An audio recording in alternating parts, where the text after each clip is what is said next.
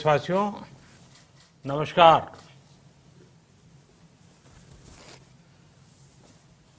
Corona वैश्विक महामारी के खिलाफ लड़ते लड़ते अब हम अनलॉक 2 में प्रवेश कर रहे हैं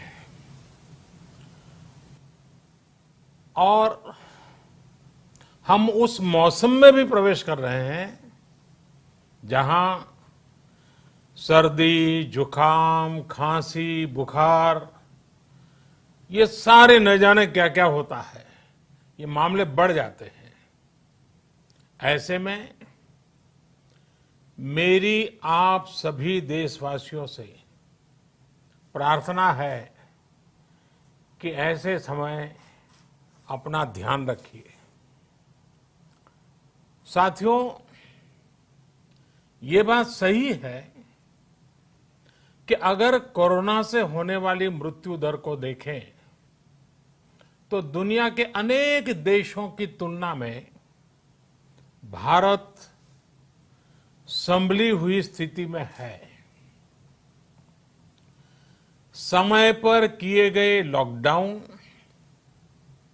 और अन्य फैसलों ने भारत में लाखों लोगों का जीवन बचाया है, लेकिन हम ये भी देख रहे हैं कि जब से देश में अनलॉक 1 हुआ है, व्यक्तिगत और सामाजिक व्यवहार में लापरवाही जरा बढ़ती ही चली जा रही है। पहले हम मास्क को लेकर, 2 गज की दूरी को लेकर 20 सेकंड तक दिन में कई बार हाथ धोने को लेकर बहुत सतर्क थे, लेकिन आज जब हमें ज्यादा सतर्कता की जरूरत है तो लापरवाही बढ़ना बहुत ही चिंता का कारण है। साथियों, लॉकडाउन के दौरान बहुत गंभीरता से नियमों का पालन किया गया था। अब सरकारों को, स्थानीय निकाय की संस्थाओं को, देश के नागरिकों को फिर से उसी तरह की सतर्कता दिखाने की जरूरत है। विशेषकर कंटेनमेंट जोन्स, उस पर तो हमें बहुत ध्यान देना होगा। जो भी लोग नियमों का पालन नहीं कर रहे हैं, हमें उन्हें टोकना होगा, रोकना होगा और समझाना भी होगा। अभी आपने खबरों में देखा होगा, एक देश के प्रधानमंत्री पर 13,000 रुपये का जुर्माना इसलिए लग गया क्योंकि वो सार्वजनिक स्थल पर मास्क पहने बिना गए थे। भारत में भी स्थानीय प्रशासन को इसी चुस्ती से काम करना चाहिए। ये 130 करोड़ देशवासियों के जीवन की रक्षा करने का अभियान है। भारत में गांव का प्रधान हो या देश का प्रधानमंत्री, कोई भी नियमों से ऊपर नहीं है। साथियों, लॉकडाउन के दौरान देश की सर्वोच्च प्राथमिकता रही ऐसी स्थिति न आए कि किसी गरीब के घर में चूल्हा न जले। केंद्र सरकार हो, राज्य सरकारें हो, सिविल सोसाइटी के लोग हों, सभी ने पूरा प्रयास किया कि इतने बड़े देश में हमारा कोई गरीब भाई बहन भूखा न सोए। देश हो या व्यक्ति, समय पर फैसले लेने से, संवेदनशीलता से फैसले लेने से किसी भी संकट का मुकाबला करने की शक्ति अनेक गुना बढ़ जाती है। इसलिए लॉकडाउन होते ही सरकार प्रधानमंत्री गरीब कल्याण योजना लेकर आई। इस योजना के तहत गरीबों के लिए 2.25 लाख करोड़ रुपए का पैकेज दिया गया। साथियों, बीते 3 महीनों में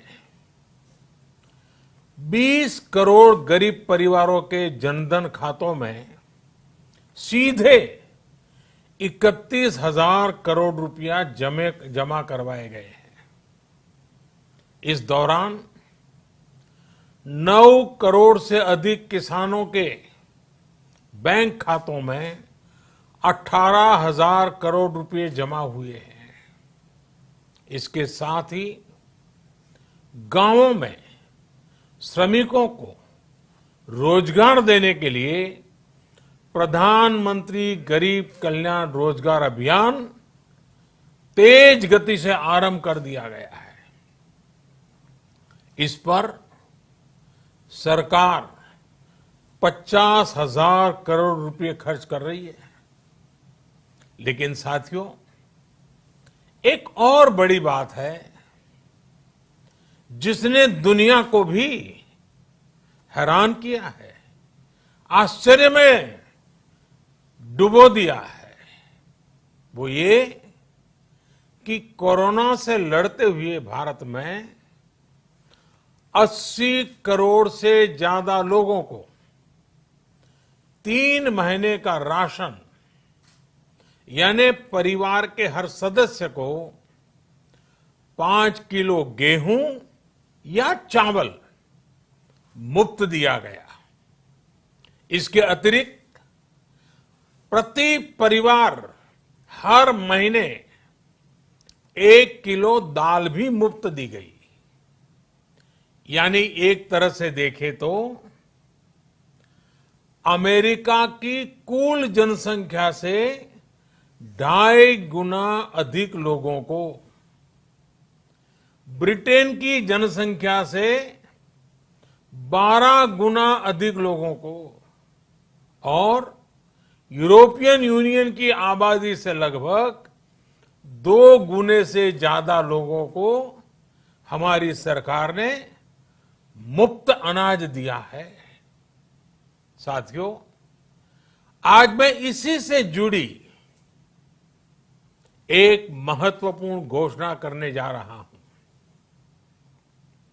साथियों, हमारे यहां वर्षा ऋतु के दौरान और उसके बाद मुख्य तौर पर कृषि क्षेत्र में, एग्रीकल्चर सेक्टर में ही ज्यादा काम होता है। अन्य दूसरे सेक्टरों में थोड़ी सुस्ती रहती है। जुलाई से धीरे धीरे त्योहारों का भी माहौल बनने लगता है। अब आप देखिए, अभी 5 जुलाई को गुरु पूर्णिमा है, फिर सावन शुरू हो रहा है, फिर 15 अगस्त आएगी, रक्षाबंधन आएगा, कृष्णा जन्माष्टमी आएगी, गणेश चतुर्थी आएगी, ओणम होगा और आगे जाएं तो काटी बिहू है, नवरात्रि है, दुर्गा पूजा है, दशहरा है, दीपावली है, छठी मैया की पूजा है। त्योहारों का ये समय जरूरतें भी बढ़ाता है, खर्च भी बढ़ाता है।